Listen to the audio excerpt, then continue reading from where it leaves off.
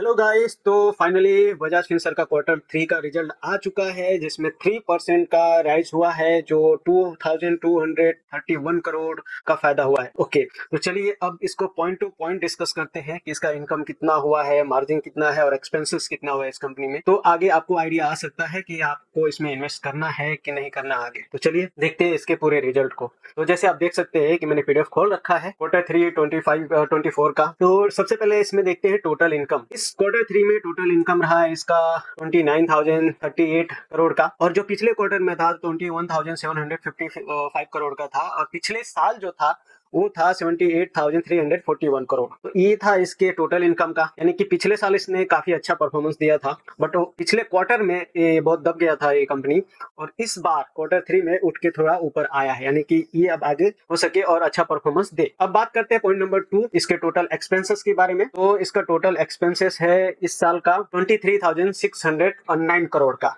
जो कि पिछले क्वार्टर में था 17,336 करोड़, और पिछले साल था 62,497 करोड़। तो जैसे मैं पहले ही बताया कि पिछले साल इसने अच्छा परफॉर्मेंस दिया था, बट पिछले क्वार्टर में ये कंपनी थोड़ा दब चुका था, अब उठ के फिर से आया है, यानी कि चल रहा है। फिर हम पॉइंट नंबर 4 डिस्कस करते हैं, प्रॉफिट बिफोर टैक्स। तो इसका है 5,430 करोड़ इस क्वार्टर का, और पिछले क्वार्टर में था 4,418 करोड़, और पिछले साल था 15,848 करोड़। तो पिछले साल तो अच्छा परफॉर्मेंस दिया था, जैसे मैं बता चुका था। अब आते हैं पॉइंट नंबर 6 पे, प्रॉफिट आफ्टर टैक्स। तो इस क्वार्टर में क्वार्टर थ्री में रहा है इसका प्रॉफिट 4,048 करोड़, और पिछले क्वार्टर में था 3,300 करोड़, पिछले साल था 11,510 करोड़। ओके, तो ये इसका प्रॉफिट है। अब पॉइंट नंबर इसके 8 को देखते हैं कि profit for the period of 6 to 7। Okay, तो 6 to 7 मंथ आप देख सकते हैं 2,157 करोड़, पिछले क्वार्टर में था 1,782 करोड़, और पिछले साल था 6,029 करोड़। ऑब्वियसली पिछले साल अच्छा परफॉर्मेंस दिया था। अब हम डिस्कस करते हैं point number 9, other comprehensive income net of tax. तो वो इसका रहा है 177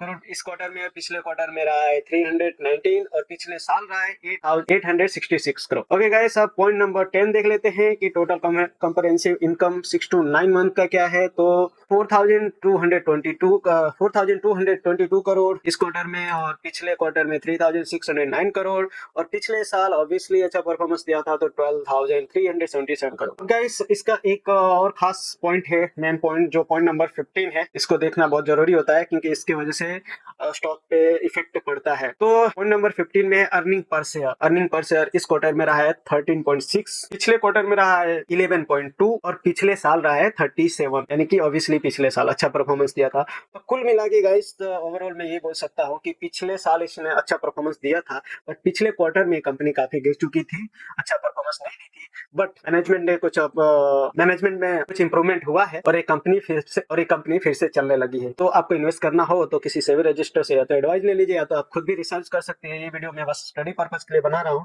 कि इस कंपनी में क्या प्रॉफिट हुआ और क्या घाटा हुआ। अगर वीडियो अच्छी लगी हो तो चैनल को सब्सक्राइब और वीडियो को लाइक जरूर कर दें। Thank you.